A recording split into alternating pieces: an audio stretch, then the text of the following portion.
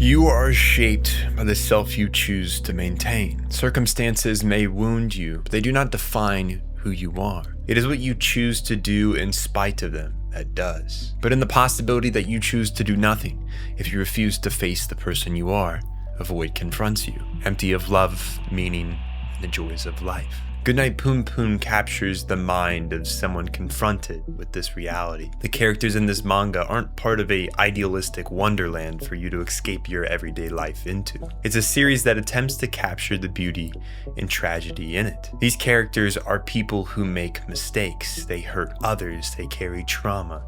They live with expectations they cannot meet.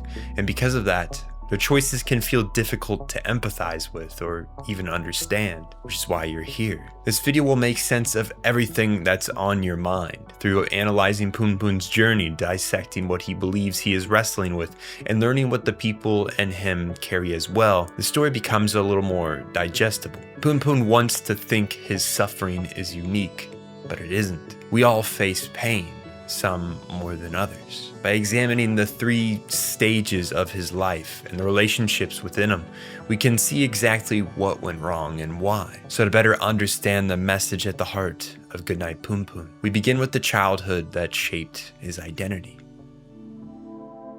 One's childhood leaves a lasting imprint on their idea of self. Experiences form a baseline pattern through which a person interprets the world, themselves, and their relationships. Children are observant of what's expected out of them, what's given to them, and what's possible for them. But for the most part, they are stuck with whatever hand they're dealt. Punpun Punyama is an only child who dreams of becoming a space scientist. He may look like a bird, but he's truly human. This caricature of who Punpun is will change constantly in regards to his internal experience. We will always see what Punpun sees of himself, which is true for all the birds in his family. And so for the moment, Punpun is a small, plain little bird, easily overlooked, not significant, just flightless and vulnerable. Punpun is a very sensitive and very introspective child, spending a lot of time thinking about cause and effect relationships, even at a young age. This is a sign that his identity is currently attempting to emerge from within him through questioning his ideas of belief, want, desire, and who he truly is. The most helpful thing at this age for a child is a stable household, a place that can make them feel grounded while their mind is not. But that happens to be just the opposite for our little bird friend. Punpun's mother is a very free-spirited woman, but she feels robbed of that life after having a family. The effect of who she is and what she's doing not pairing in harmony with one another is a collapse into mental disorder. Punpun's mother suffers bipolar-like issues, launching into manic episodes, depression states, which she attempts to self-medicate with alcohol abuse and smoking. This puts her at odds with her husband, their fights often ending with him losing temper with his wife, which on one specific night leads him to hit her, after she claims she will kill herself, her husband, and Punpun. The result of this night is separation and divorce, leaving Punpun without a proper good object, which I will now explain. The good object is this idea in psychology that one has a mental image of a person, usually their primary caregiver, who is consistent, caring, and stable. The mental good object becomes a child's source of comfort when stressed. Maybe yours is your mother. The point is, this object teaches one that love can be reliable. Your caregiver was always there for you. It gives one a feeling of self-worth and trustability towards others. But obviously, the idea that one person can be purely good isn't reality. Not even for your mother. Eventually, children develop enough emotional capacity to become aware that their good object is capable of bad as well, allowing them to understand that shades of gray exist. In normal circumstances, Punpun should be aware of this existence of gray morality by his age. But because of his mother being the way she is, and his father, from Punpun's perception, seen as abusive, the idea that people can be both good and bad has not taken root. This is the catalyst for why Punpun will become the person he does. Because his good object was weak and then absent as his mother was put into an institute, Punpun didn't develop like a child normally should. This leads to him perceiving himself and other people as either all good or all bad, depending on his emotional state. People can still change in his mind, it's more so like a switch. They're either dark or light at a given time, never in between. There is no dimmer on that switch.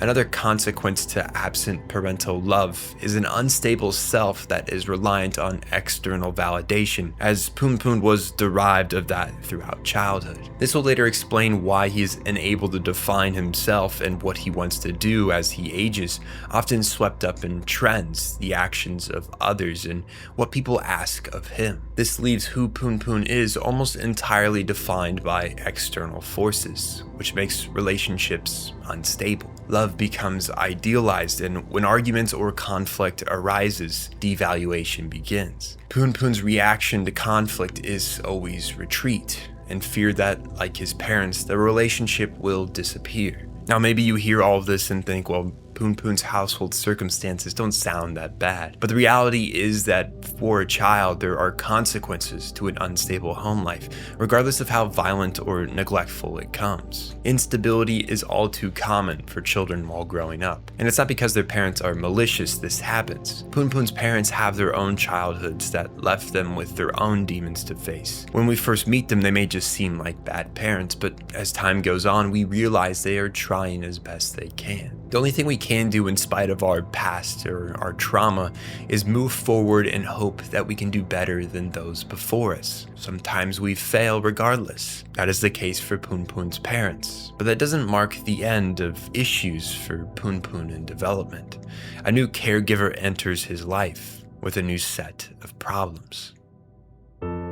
Punpun is in need of a good role model, someone to show him what he should be emulating or doing to cope with life's hardships, and who worse to do so than Uncle Yuichi. While he does genuinely care for his nephew, Yuichi has unresolved guilt and trauma that eat away at his stability. The issues that haunt him from his past can be summed up as Yuichi feeling his inaction made him responsible for someone he had come to care about disappearing or possibly dying. Because like Punpun, his childhood home life was poor, he lacks the fundamental skills to address trauma, and in response to that becomes avoidant, both to emotional connection and to responsibility. Becoming Punpun's caregiver allows him an excuse to avoid addressing his issues and returning to his career and life. His nephew then becomes a mirror for this. Yuichi is his only role model, so he takes his words, his actions, his beliefs as gospel. The most apparent of these being the chant, Dear God, Tinkle Hoy, a prayer to summon God as Yuichi would tell a young Punpun. Now, Uncle Yuichi never believed in the divine, but the girl who haunts his past did. Punpun uses this chant as a coping method whenever feeling down. Oddly though, God would actually appear to Punpun. But instead of bringing good fortune, the boy was always met with temptation, which makes this deity's existence all the more interesting. God is not some divine man from the sky. Here, he is the product of Punpun's imagination, a projection of his ID as Freudian psychology would pin him, the deepest, darkest part of our psyche that holds inner urges. They can be destructive, self-serving, chaotic, or satisfying. Those cravings you get, that's your ID. For anyone unfamiliar with Freud's view on the psyche, it's best explained through the iceberg method. Your ID sits at the bottom of this metaphorical iceberg. The ego sits atop the ID, filtering its desires into more rational and logical actions. Besides both the ego and ID, the superego attempts to keep these actions morally just, using values we inherited from family and society. But because of Punpun's upbringing, his ego and superego are fragmented and poor at regulating the desires of the ID. This is why the projection of God appears before him, pushing him to act out. Their conversations are physical manifestations of that filtering concept I was talking about. However, there is a problem that arises. By separating his ID into another entity, God, Punpun is stripping himself of the responsibility for the thoughts of harming others. God is the one saying these things, not me.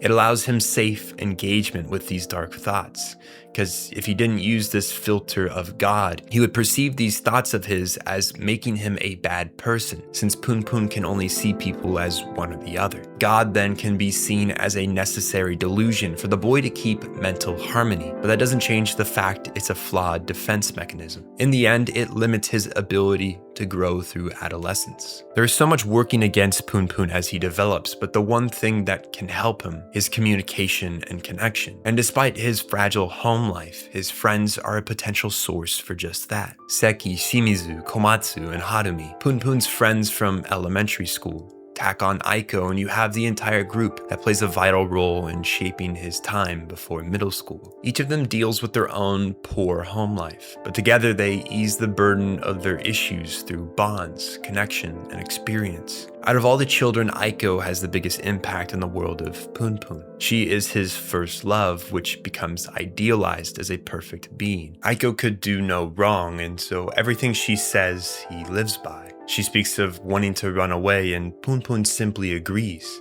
not exactly understanding what he is agreeing to. But the relationship isn't the only thing that would be remembered incorrectly. Many of the children would reflect on one specific summer day at an abandoned miso factory as better than it actually was, remembering the stars as if they saw the entire Milky Way. The rose-tinted glasses on this moment would be a source of pain in Aiko and Punpun, who would pit their future realities against this moment and claim that the present paled in comparison. That's precisely why we see a projection of a 20-year-old Punpun gazing back into his younger self. It's a moment merely showing just how concrete and important this memory from his childhood is. Seki, on the other hand, would remember this night for the opposite reasons to Punpun. The boy always plays the role of Punpun's foil. I say this because it's important to remember throughout this manga that most of the chapters are from Punpun's point of view. We perceive this world through that lens, and so when we get to see it from another lens like Seki's, we're able to recognize where Punpun's reality truly rests. For now, both boys are rather similar in mindset. They have a bad home life, they have uncertain outlooks on the future, but they're still both moving forward. That all shifts, however, with the transition into middle school. Himura moves away, disappearing from the story until the epilogue.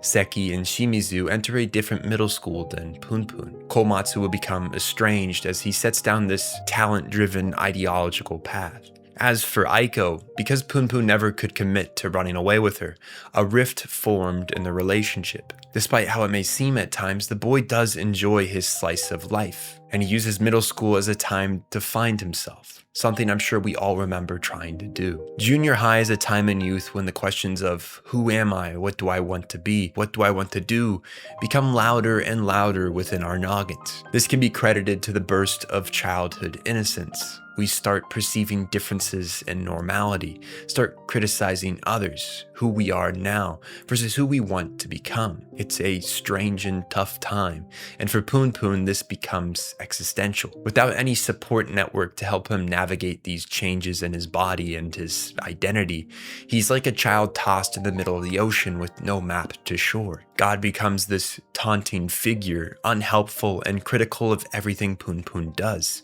and his response is to become more cynic, like his only fraternal role model has shown him. He attempts to affirm himself, he'll keep trying harder, that he'll be a good person, but the dark thoughts test his ability to balance the good and bad within him. He's exposed to sexual thoughts, drinking, complex relationships. He becomes more aware just how mentally declining his mother is, how imperfect his uncle is, and how complex changing friendships are. He feels estranged, like he doesn't belong anywhere anymore. So he tries to fit in, change his hair, but nothing really feels like him. Anyone who has gone through adolescence knows this feeling. How you view the world, how you view yourself. It's not like these things can't change after adolescence, but your first attempt at defining what these concepts mean to you, it feels crippling. Punpun's middle school experience caps off with Aiko once again trying to ask him to run away, only for the boy to decline once more. This highlights the truth of why Punpun doesn't want to go. Before, he used the fact that something came up as an excuse for why he couldn't make it to their meetup spot, but now they're face to face.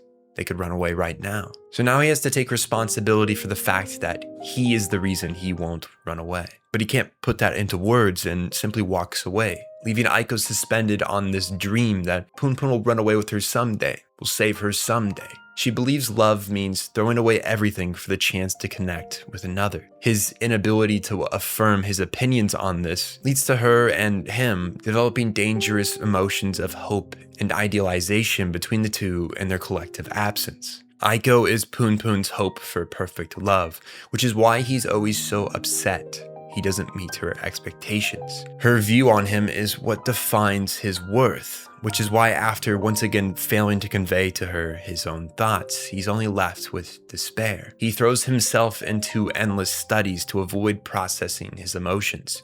He works towards these societal concepts of success, in this instance getting into a good high school, because within himself he has no validation for his own existence. This will become more and more problematic moving forward, especially with a specific event that strains his attempts to stay positive and move forward.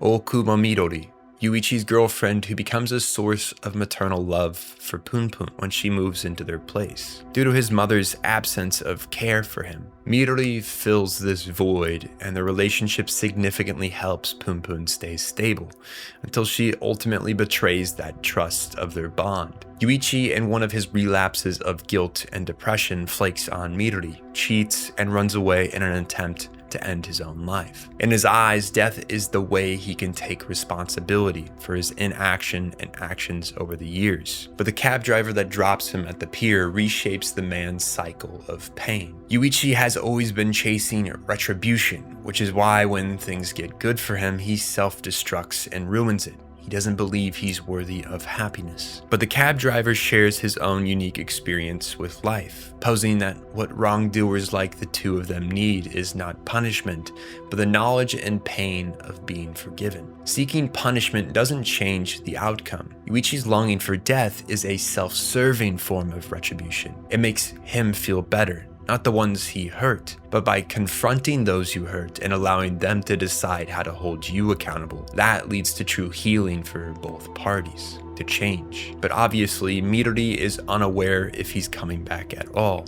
which leads to her greatest sin, the betrayal of this maternal relationship. Overcome with her emotions, she assaults Punpun. She destroys everything they built between them. But more than that, she destroys Punpun's mental state. It warps his perception of intimacy and relationships, pushes him into an avoidant personality disorder, and creates unhealthy sexual behaviors within him. She may not be the only thing that contributes to his mental decline, but she is the very factor that pushes him over the edge. The dam that held back his darkest thoughts, that held back God for some time, breaks because of her self-serving moment to get back at his uncle. It's deplorable. Yet in the end, she never pays for this transgression. She goes on living, and so must Punpun. That's the reality of it. People can get off scot-free, and that's what Punpun comes to believe. Accountability becomes warped in his mind because Midori nor anyone else ever does anything about what happened to him. You could say that's partly his fault for never opening up about it, and in a way you'd be right. He never does. But the person he thought he could trust the most just betrayed him. Who could he confide in? It's not like his mother is emotionally available. Who can he rely on? He's been estranged from all his friends. He has nothing, leaving Punpun to cope with unhealthy, extremely erratic and strange ways of decompressing. Rather than processing what's happened, Punpun loses himself in his high school routine. It becomes more rare for us to follow him in a given chapter because, for the most part, he moves through life like a mindless drone. We return from other misadventures to him, only to see him fail to control himself and repeat cycles of self-harm. While Punpun does hold responsibility for his own actions, in his brain there are a few things happening that make controlling himself difficult. For one, he has established an external locus of control. He believes that everything in life is outside of his control, including what he does. He shifts blames for his actions on his past, on his trauma, because he can't deal with the fact he's the one doing these bad things. This leads to the reality of depersonalization or dissociation. Punpun in these moments feels like his actions, like trying to assault a girl on a date, are not his own doing, but something that's happening to him. Now that may sound a little confusing, but it's like how when tapping a hot surface, we instinctively recoil. Punpun has come to rationalize actions he takes as following this very logic. It's not me, it's my instinct, my body. This creates division in who you are because you are essentially breaking apart yourself into different people, for lack of a better word. The question becomes, who am I and what is the thing that's making these decisions? For Punpun, the answer is, I'm just an observer of the life of Punpun.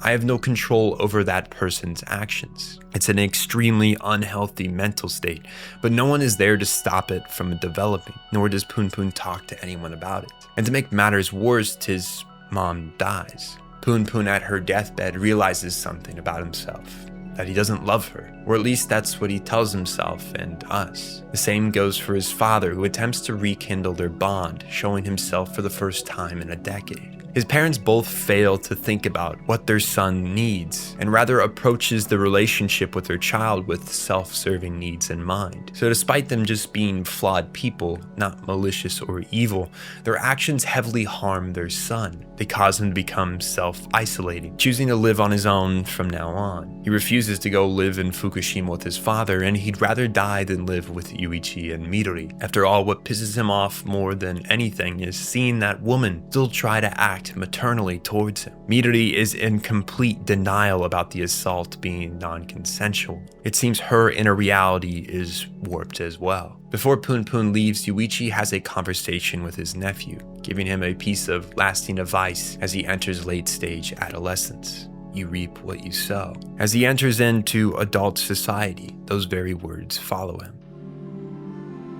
From a young age, society attempts to control our perception of a successful life. Here in my home country, it's defined by one's wealth, status, and personal achievement. Japan is a little different. The importance lies in group harmony, saving face, and improvement for the benefit of the whole. Each type of society carries cons, and for Japan, that can be the intense pressure to fit into the existing machine. When coming of working age, the eyes of the older generation are on you. How will you serve society? What will you add to what we've built? Some find that pressure suffocating, and a coping mechanism can be withdrawal. Hikikomori is something that Punpun plays around with, but he never fully becomes one. He goes through spells of isolating himself, but in the end he always comes out. Maybe we can thank his one high school friend Mimura for that. Despite Punpun's aloof personality, he helps his friend find work, get outside, do something that makes him feel a little productive. But no matter what Mimura does for Punpun, he can't change who he is on the inside. There are people in this world that wait for something to come, to make their life better, free them from pain. But the truth is, you must be that agent of change. You must choose to find that joy, that will to move through life. But his lack of defining who this ego that Punpun is in his younger years leaves him with identity diffusion. It's the cause of his unstable self-image, which leads to the changes we begin to see in his perception of self. Sometimes he's a bird, sometimes a dark figure, sometimes a rigid pyramid. These projections are symbols of what Punpun believes he is in the moment. And right now, that's isolated and rigid. But a moment of autonomy seizes him when he sees Aiko outside the train. This brush with the idealized love and escape of his past launches him to finally take action, however small that is. Here, it's buying his first apartment, but instead of finding himself in this idealized reunion with Aiko, he's wrapped into a new life. He makes a claim when he gets to his apartment that if he doesn't find Aiko in 2 years when his lease ends, he'll end his life. And this is because he believes that this girl is the only thing that can provide life value. Yet these 2 years become some of the best of his life experience. He forms closer bonds with friends, begins working towards a career in real estate after befriending his landlord, and develops a relationship with a girl named Sachi. It's not some radical hero's journey epic like shonen protagonists usually take. It's just a normal, ordinary life, navigating difficulties, complex relationships, and searching for meaning. But that's precisely the problem. Punpun has always thought that life is supposed to be grand, something to the scale of the Odyssey or Interstellar. His meaning is defined by grand events, not his own personal improvement. He lacks the proper foundation to navigate life, yes, but he also has a warped perception of what it's like to be normal. He envies others without putting two and two together that their lives are only separated by how Punpun frames them in his mind. He lacks perspective. Thus, these 2 years of his life followed this roller coaster of highs and lows, because at the end of the day, nothing is perfect, and one must be capable enough to ride through the hard times to enjoy the good. Sachi isn't perfect. She is a person dealing with her own feelings of self-worth and identity, albeit not with as much trauma as Punpun needs to work through. But one can't control who exactly we're drawn to. Punpun's self-worth becomes dependent to some extent on Sachi's perception of him. Sometimes he's her source of affection. Sometimes he invokes her wrath. Sachi says that Punpun reminds her of her younger self, vulnerable, emotional, and aimless. Yet she takes advantage of his dependent nature, whether she means to or not. As a pair, these two navigate coming into society and the complications that arise when one pursues dreams that are abnormal for what is considered the norm. Sachi wants to be a mangaka, which means facing countless judgmental eyes, proving your worth in the field, and taking a lot of denial off the chin. She is prideful and has developed the sort of shield needed for this world, but she still is internally vulnerable. She gets angry when met with setbacks and takes it out on the person closest to her. Punpun can't take this without shutting down, and so the relationship is constantly facing setbacks as the boy retreats rather than standing his ground or calling out her unhealthy behaviors. These lows of isolation he experiences, sometimes going weeks without talking to Sachi again, are where his spells of delusion and nihilism now live. On a good day, Punpun is an existentialist, attempting to find meaning in his life. But on his worst days, he's a nihilist who hates the world, believes his life is uniquely terrible, and everything is broken. It seems similar to his mother's mental struggles, which is ironic since Sachi is like his mother in other ways. This negative feedback loop in their relationship leads to disaster after what was supposed to be a good day goes sour. A misunderstanding leaves the manager in a coma, Punpun's job future in shreds, and his relationship with Sachi on edge. For the boy, this all marks the end. Punpun suffers from the idea of personal fable, that his life is uniquely tragic and can't be understood by others. So he doesn't share his feelings, doesn't share his victories, nothing. Despite having friends, having a close relationship with Sachi, he doesn't share himself with the world because he's afraid. It's a classic hedgehog dilemma resulting from his past. Because of the betrayal he experienced, he's afraid of vulnerability with others, yet he still desires it. He's human after all. But the truth is that you can't get close to others without the possibility of being hurt, and you probably will be hurt. It's a natural part of relationships, but in the end, it's all about the bad being outweighed by the good. If you turn tail and run at the first sight of trouble, you're abandoning what could be. And that's what he's always done. If he screws up, he leaves. If they screw up, he leaves. He might come back, he might not. Only Punpun can decide that.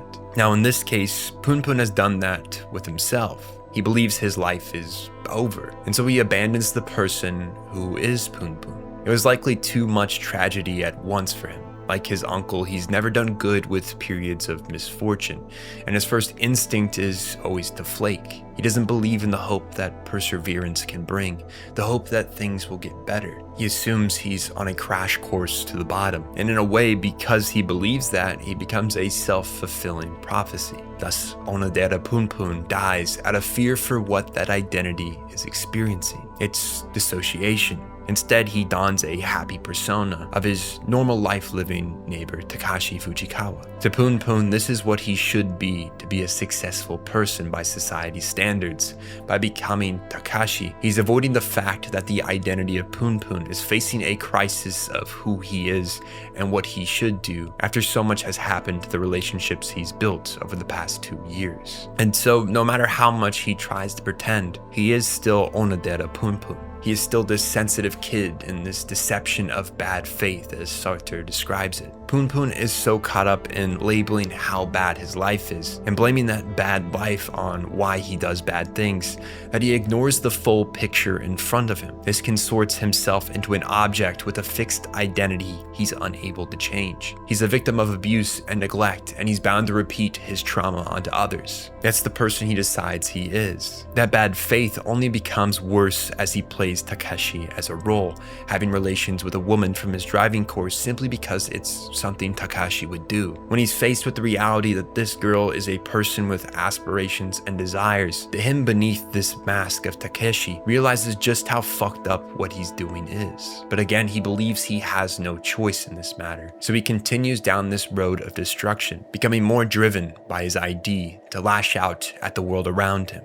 That's who he is, he tells himself, a bad person. And Aiko returns to solidify this belief. They meet under false narratives, both talking about how happy their lives are now, how fulfilled and full of purpose, but they both lie. Punpun's narrative we know all too well, but Aiko's, she suffers the abusive wrath of her mother, who has emotionally enslaved her. Her life is 100 times worse than Punpun's ever was, but this isn't a competition, and Punpun knows nothing of her situation. He's too self-absorbed in his own world, and he's pissed off that she's happy. He has always maintained this facade of the old Aiko, the one reliant on him to whisk her away like a princess trapped in a castle, one that would kill him if he doesn't save her. But in front of him is someone claiming to be fulfilled. He feels left behind, and his ID pushes him to taint her, destroy her good life, so she's once more stuck like he is. It's ironic that he won't take responsibility for what he's becoming, that he continues to deny that he has morals when those values are the very reason he feels so conflicted and acting so horribly. It's why he stops before fully forcing himself upon her. This moment of hesitation doesn't make him a good person who has done some bad. No, it just makes him one of billions of flawed humans that populate this earth.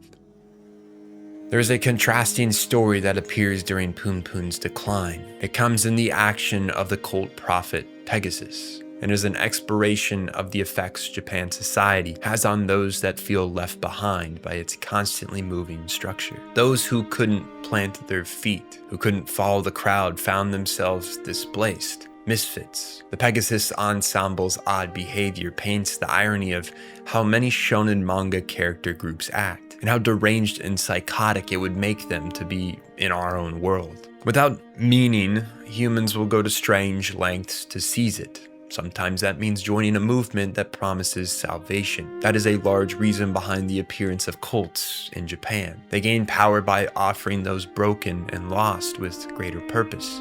Shimizu finds himself within this ensemble. Pushed to join after he can't accept the reality Seki pressures him to accept, the loss of his mother. Without her existence, he loses his mental foundation, and thus when facing pressure to accept reality, he turns to people that allow him to refuse to. This just goes to show how dangerous isolation can be for humans, and pairs nicely with Punpun's decline. With his thoughts to himself, his personal fable has metasized and practically absorbed all that he is. Despite the 2 years he had cultivated a great support group in life, he pretends like it was all lost. He ignores trying to fix things with Sachi or acknowledge that the manager is getting better. He's too absorbed into this feedback loop of worthlessness. So when Aiko comes to his apartment, he continues this path towards self-loathing. He assaults her. He uses her in a desperate attempt to rekindle meaning in his life, but such self-satisfying urges bring nothing but despair. He claims when she knocked on his door seeking a way out of her abusive household, that this is the Aiko he remembers, not the one that was acting happy before, but the one desperate for escape. In a fucked up way, that's the version of her he loves. So in truth, he doesn't really love Aiko. He loves the idea of her in his head. Aiko puts up with this because Punpun can offer her something her other abusive relationship can't. Possibility. To create meaning, one must first plant seeds. By cultivating the ground, watering the seed, crop will eventually take root, allowing one to reap what they sow. But Punpun believes that by screaming, by stomping the ground and calling it fruitless. Somehow this crop will magically appear and give him purpose. He rushes into this life running away with Aiko because unlike the other times she asked Punpun to run away, this time he actually has given up on his life. He believes he has nothing to leave behind, believes no one cares for him despite the fact we know that to be incorrect. Aiko's mother is a mirror into Punpun's future if he's unable to truly grasp what is reality and what is the world he imagines reality to be. Her mother's somewhere along her journey in life, mentally broke, and hearing that her daughter will be leaving her turns her rabid. Without a sense of self to ground one in reality, anything and everything is ruled by the impulsive actions of the ID, the self-serving instincts to not think but lash out like a cornered animal. It begins to show in Punpun too as God surfaces in one of his eyes, the desire to kill taking hold when Aiko's mother attempts to kill her daughter. In this moment, he takes great satisfaction in strangling her, but after the fact, his ego once more centers itself, and he's left to process the weight of taking a human life. But for now, he avoids processing that morality. A problem demands their attention. What do they do with the body? Punpun tells himself there's nothing wrong with killing someone, especially someone like Aiko's mom. He feels no remorse, claiming it's the natural way of things, and wonders why more people don't kill each other. This is his attempt to collapse the morals and his identity. His ramblings signify that he's attempting to justify and cope with the fact he's crossed a line his superego wished him not to. You can think of Punpun's psyche at this point of the story as short-circuiting. Nothing is functioning as it should, leading to hostility, absorption into nihilism, and a lacking will to live. What pushes him forward still is Aiko's presence, not in a healthy way, but in this self-serving desire that his actions will somehow save her. He wants to go out in this great fireworks show of martyrdom for Aiko, take responsibility for everything and die. But like we learned with Yuichi, death isn't the same as responsibility. It's an avoidant way out of dealing with one's present issues, and it haunts Aiko too. That psychological hold her mother had on Aiko's identity has left her unstable. Without that abusive control in her life, what is she? She never got the chance to think about that. And as it all flows into her, it's overwhelming. She also carries the true responsibility for her mother's death, having stabbed her multiple times while Punpun was out of the room after she began moving again. She kept this a secret from Punpun because she wanted to ensure that he wouldn't leave her. If they both committed murder, he would have to rely on her, run away with her. There is a point to bring up that they could have claimed self-defense. After all, Aiko's mother would have killed her if she wasn't put down. But because of this idealization that running away represents to both of them, the hope that their lives can suddenly become joyous by fulfilling this promise, they jump into it. But their entire journey is haunted by morality. They both think killing is bad, and they both have avoidant personalities when it comes to processing stress. So they both bubble like boiling water, spilling over the top, then resetting just for it to happen again. Aiko's is driven by a fear of being left behind by Punpun. Punpun's is driven by his own self-loathing. Each hurts the other in response to this. They both have conflicting perspectives on this game of fugitive.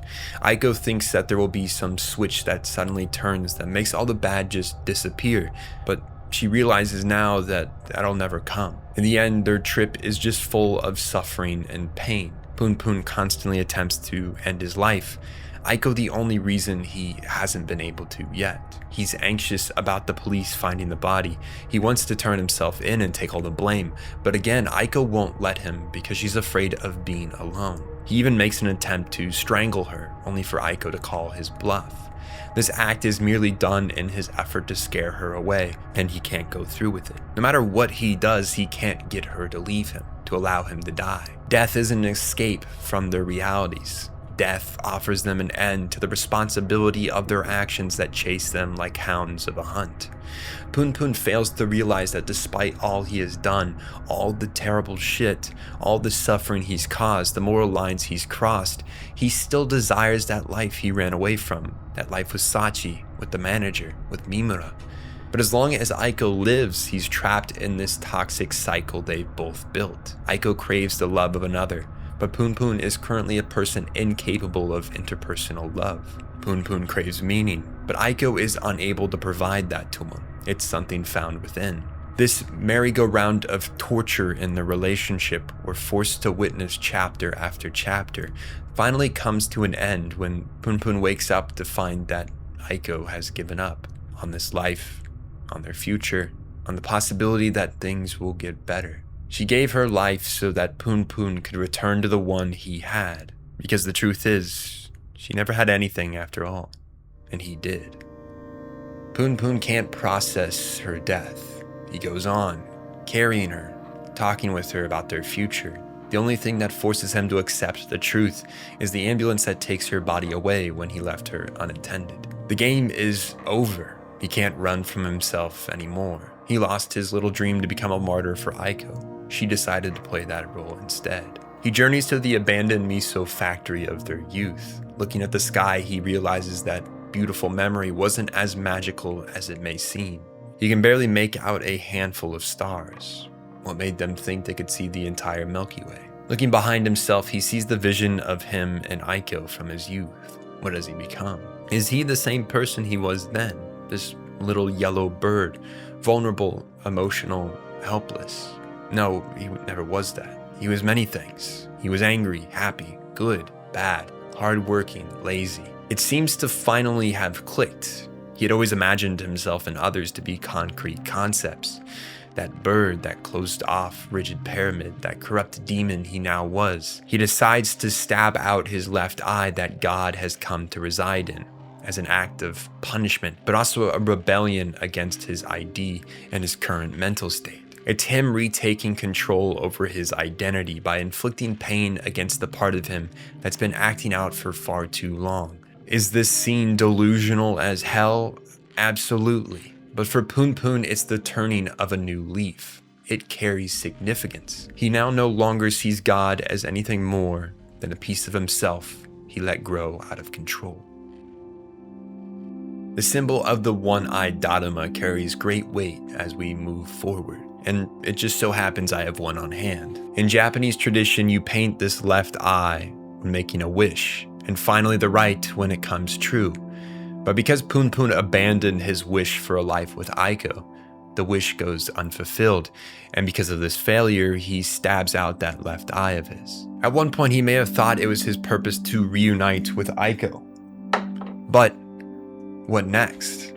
Their situation only proved how misplaced his self-worth was, and all it did was kill the girl he had once idolized.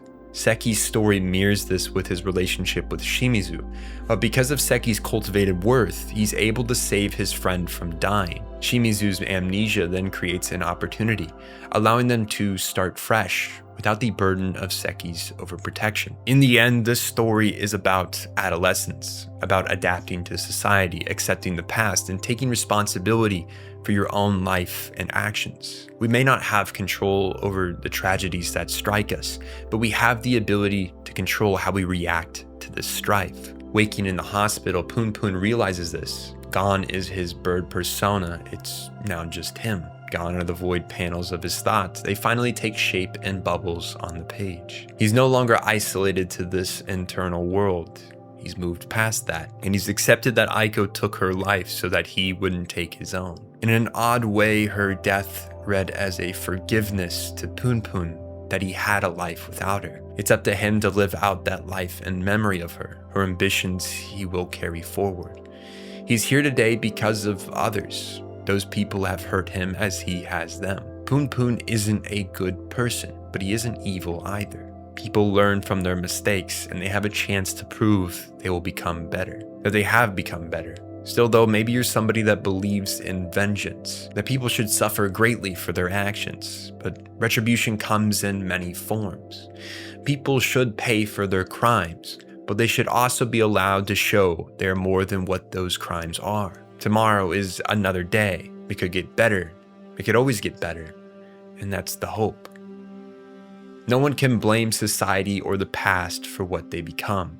We are responsible for ourselves. There's nothing you can do to change what happened, but you have a choice for what you do in spite of that. How will you see the world in spite of that trauma? How will you move about life in spite of your pain? Will you choose to bring more good into this world than bad? Or will you continue to sow the very same trauma you experienced back into this world? Who can stop the cycles of abuse and violence but the victims themselves? We can hide behind the aversions of responsibility to get by in life, but you'll never find happiness or meaning that way. The world moves on in spite of your pain. Punpun is convicted and goes on parole for his involvement in the self-defense case of an abuse victim who took her own life. He re-enters the life he convinced himself he lost, his friends accepting his flaws and all. It's up to him to show them just what kind of person he truly is. Maybe now he'll be more open, because he's come to realize that his life is pretty good.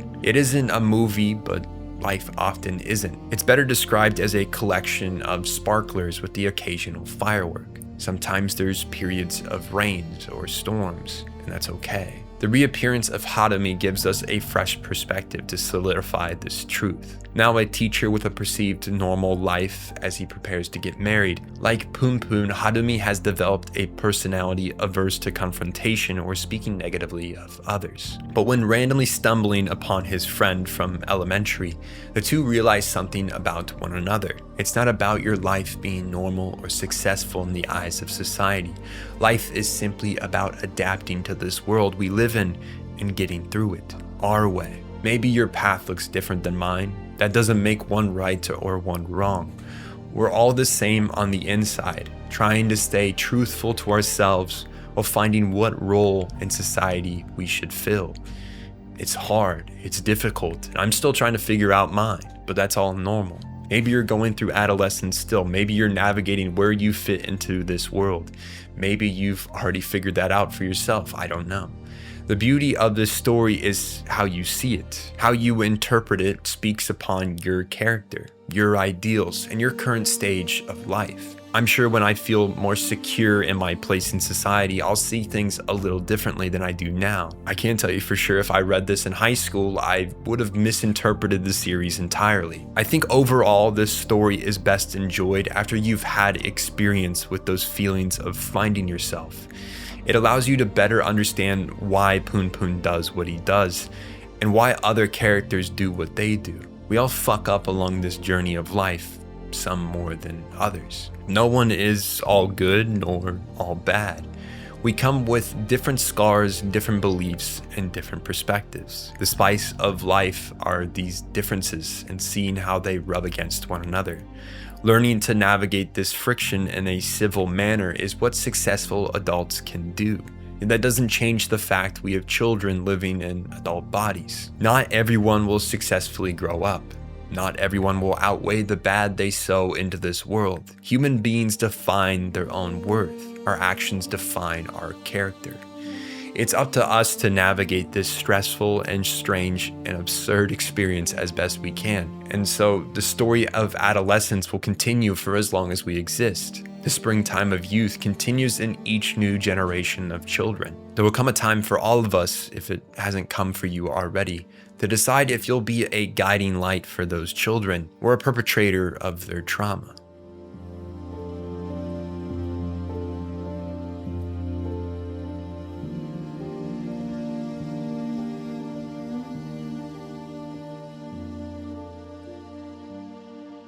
If you got any manga recommendations for videos, leave them in the Discord. I know I should do Berserk. It's in my closet. I'm getting to it.